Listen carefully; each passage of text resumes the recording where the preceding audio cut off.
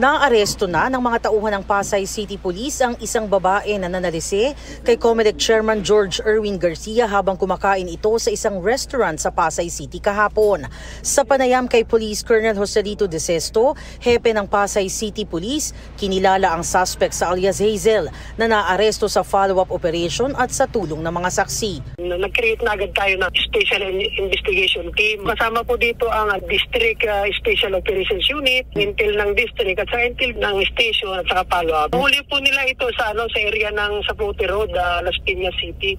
Na-recover mula sa kanya ang bag ni Garcia na naglalaman ng cellphone, mga ID at susi, ngunit wala na ang cash. Marami raw kung lumakad ang grupo ng mga suspect. Bali, ayon po dito sa nahuli po natin, 8 pala sila. So 6 yung bumaba, 4 na lalaki, 2 babae at may naiwan doon sa sasakyan na lookout. Isang babae at driver. Ang nahuli natin yung isang babae, tapos meron pa tayong tinutugis na pito po sila. Ongoing pa rin yung follow-up operations natin. Kwento pa raw ng suspect sa hepe ng Pasay City Police, naging target si chairman dahil inakalang Chinese national.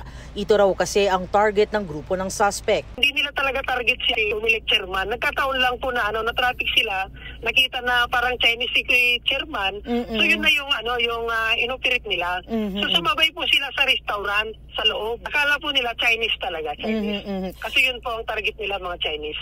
Matatandaang August 19, pasado alas 12 ng tanghali, kumakain si Garcia sa isang kainan sa Rojas Boulevard nang tangayin ng mga suspect ang kanyang bag na nakalagay lang sa tabi ng upuan.